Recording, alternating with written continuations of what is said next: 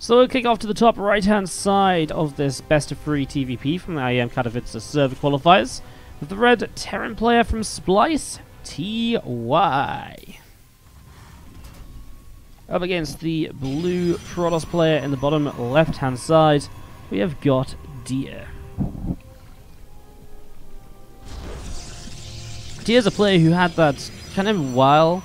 The year when he qualified at BlizzCon, went to the round of 4 and somehow lost to J-Dong in the semi-finals. He had that time in that period where he was like the Protoss player to beat. He was, no one really contested with him, or contested him. It was a real kind of show of dominance from Dia back then. And nowadays it's so much different. He's really one of these players who can beat a lot of great players, but he can also fall apart to a lot of great players as well. And he definitely doesn't look anywhere near as dominant. In fact, Dia's performance in general as of late, I would say, has been lackluster. Like, when have we ever seen Dia in like the top 8 of something? For example, when have we ever seen him really go the distance? I mean, he made top 8 in Masters Coliseum, which is an online tournament, and then he got knocked out by Parting 3-2. So, yeah, it's a bit of a weird little situation, really. One of these great players that has just sort of fallen through the kind of keyhole, fallen down through the kind of ranks, and unfortunately isn't quite what they used to be. As you have Dia's Pro getting chased away by the SCV of TY. And just a quick heads up, this is not on the new patch, of course, because these are the replays for the IEM Katowice server qualifiers. Just going to cast some of the matches because I don't have anything else to cast. And because, well, they're pretty cool games nonetheless, but just keep it in mind that this is, of course, the old patch. So while on the new patch we've been seeing a lot of, like, Terran versus Protoss going in towards actually kind of later stage game scenarios. On the old patch we saw a lot of very aggressive styles. A lot of very aggressive styles, a lot of very, tank marine attacks, and a lot of stuff like that as the Reaper will come back to kill this probe as it nearly slayed the SCV. Probe will fall, and the Reaper will be back out across the map. But now the Adept shading across as well, with a Stargate coming down. Dia opting to go into an opening, which I love that little Reaper positioning there. Sees the Adept and will move back immediately. But yeah, the Stargate coming down just allows him to go straight into that Oracle.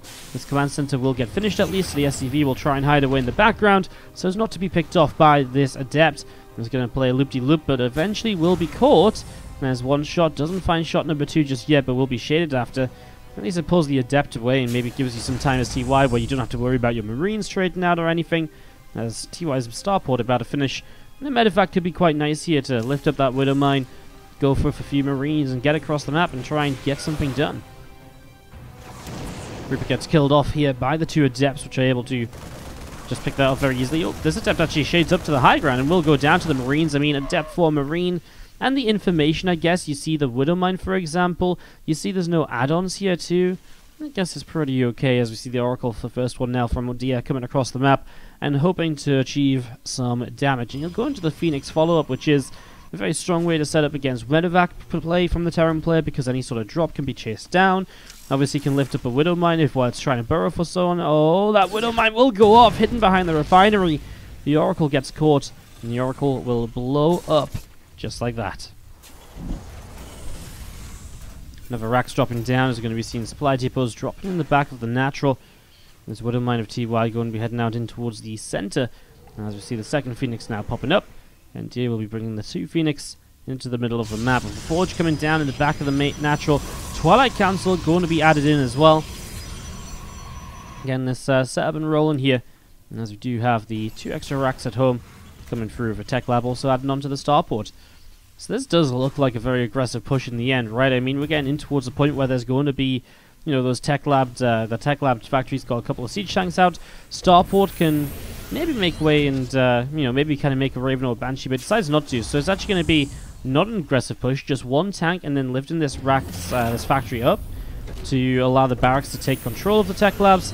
And it'll be double Tech Labs, which means Stimpack and Combat Shields at the same time, while the factory gets a reactor started as well. And that'll be straight in towards Widow Mines. A Liberator builds from TY's starport rather than going in towards another reactor and getting that ready to kind of boost out medevacs 2 at a time. So that's a little bit intriguing to look out for here as TY is up against now a free base Dia, or at least will soon be up against a free base Dia. As Dia currently just chrono boosting away on that Forge, chrono boosting away on that Twilight Council with the Blink. Getting those upgrades finished up ASAP. Again, overall, I mean, looking pretty okay all around. +1 attack, Stimpack, all those usual upgrades. Again, watching for combat shields. Probably should start any second now, otherwise it's not going to be in sync with the Stimpack here. Phoenix and Dia hanging out on the bottom left-hand side. Third Nexus finishing up here as well, and just getting this set up and going. 11 worker difference as Dia does take a little bit of an advantage, obviously setting up this third base and so on. What's interesting is because of the way this has worked out, I mean, Blink's going to finish, but there's actually a few sentries out.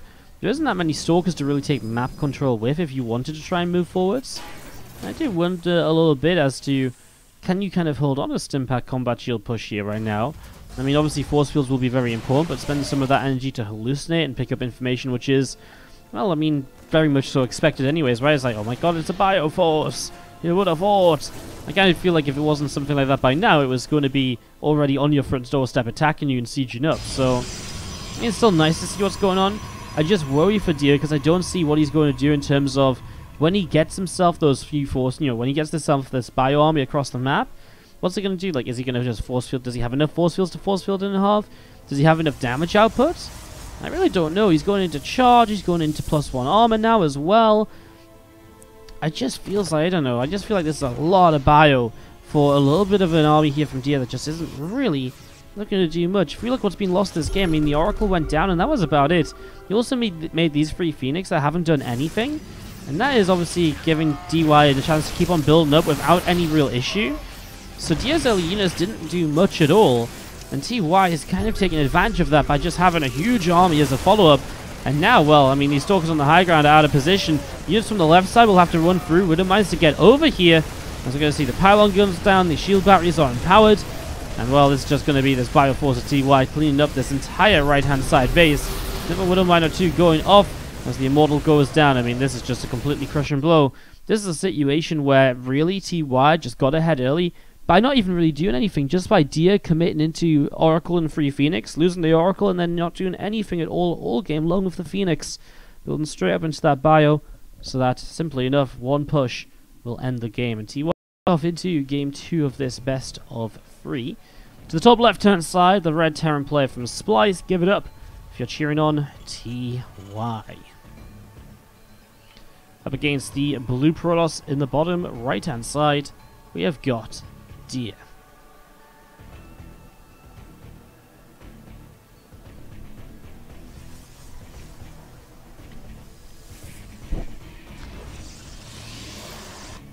Now TY's early SCV coming across and is going to throw down a barracks. So already,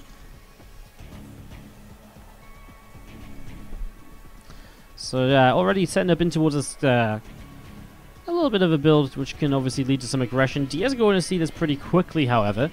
Probe heading in toward the upper left-hand side. It's going to move in towards the main and have a little look to see what's going on as we see that lack of Araxia, the double gas down.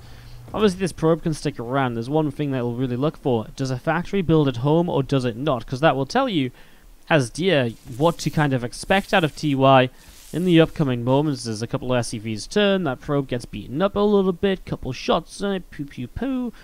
Pew pew poo. I don't know what that's meant to be like. Pew pew pow. Pow pow. That probe takes a little bit of damage, but nothing. It can't regenerate. Wounds heal quickly as a probe. And again, looks like the SCV moving forward, so it isn't going to be, or is it going to be a proxy factory? He's holding this SCV off. No, okay, factory comes in at home. I mean, the factory on the map nowadays doesn't really happen as often, just because the Cyclone, it's just so easily figured out, right? And Dia's probably going to play fairly safely anyways. He'll probably get a robo facility pretty quickly after the Cybercore, unless he gets a Stargate. I mean, I guess he's not going to be too thrown off, but if he didn't see it, he can set up very easily into, you know, he knows there's a proxied factory, so he can play very safely. And as you play very safely, it becomes rather interesting. Now, that's interesting, though, a second factory here. So this is a huge mind game, because, of course, as Dia, you're like, okay, factory's at home, I'm not expecting anything overly crazy beyond this Reaper.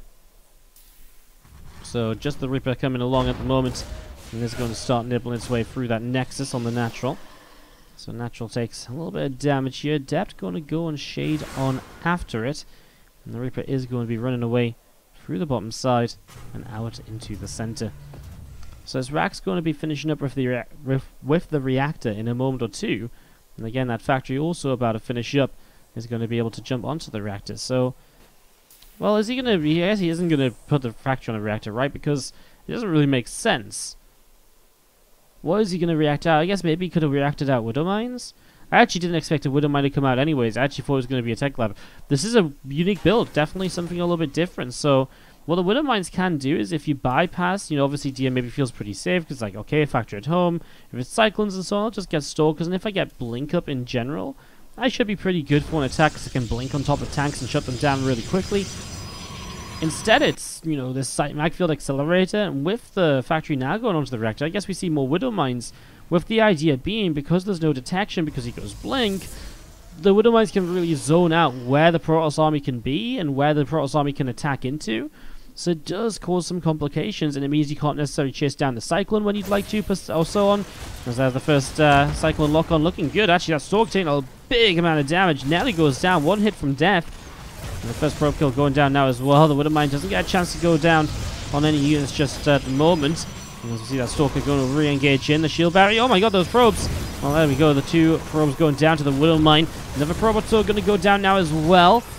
Well, the first Widow Mine is killed. Cyclone locking on and is having a real battle to try and get rid of this probe. Widow Mine goes off on another single probe. And it splashes onto the Adept as well. Adept to the Stalker will, and again, the Adept dying off. I mean, those Widow Mines have found some good hits so far. Well, now there's 4 Stalkers here. 2 Cyclones, are they going to be able to do enough? One shield battery dead. The other 2 coming online. And now we have 2 Cyclones. I mean, remember they've got Magfield Accelerator, so they do chunk their way through those Stalkers really quickly. They do so much damage. A couple of SCVs here to repair as well. And the next couple of Widow Mines starting to press a little bit further forwards. Dia warps in 2 more Stalkers. And with 2 more Stalkers warping in, you still got to be a little bit careful here. There's the Cyclones locking on the Stalkers. Being kind of chasing down, but you have to be so careful. You can't go further than this because of the Widow Mines. Never mind the fact that the bunker here is obviously kind of a nice standing point as well, where it's going to be really tough to break it. We actually see the factories have both gone on to siege tank production, so now we're going to see tanks. So this is going to escalate a little bit, because if Dia can't break out of this position soon, this is going to be siege tanks backing it up, and it's really going to become tough to break out of. So Dia's on a bit of a timer, but he might not know it, because again, how is he meant to figure out this, you know, now siege tanks on the way rather than Cyclones? Well, he is going to get the bunker just before SCVs arrive to repair. Widow Mine will go off and actually kills the Stalker. The Blink not available on all the Stalkers at that moment. Let's see if he's going to take a moment to repair some of the Cyclones. Oh no, the Stalker's going to run into siege tank fire. And with the lock-ons especially, that's 3 or so dead Stalkers instantly going down. That is extremely painful. Another couple of Marines coming over, and TY is going to get ready to press forwards. Obviously with 2 tanks, he can leapfrog them a little bit. He can try and push to take position on this natural once again. Dia opts to chrono boost out an Immortal. Obviously something that will do a lot of damage to the Cyclones, a lot of damage to the tanks, if you can get on top of them safely, but that might be the issue. I mean, Cyclones can kite away, the tanks will deal a lot of damage as you try and get onto them. We might just see another bunker or 2 here from TY just to even zone out units and stop the Zealots kind of running in as easily. Initial lock-ons are okay. In fact, one of the Cyclones locked onto the Immortal, doing real damage, and the siege tanks, are going to be enough to take that down. And this looks like the entire army of Dia is gone, so TY will just wander straight into the natural now. And, well, we'll just continue to siege up. What a push by TY, what a build. It completely relies on your opponent expecting kind of anything but this, because of the fact that it's just not what you expect, right? You don't expect a second factory, you don't expect this to be as aggressive. You expect some sort of expansion rather than continued one-base play. There it is, that's going to be GG's. TY picks up a 2-0 there against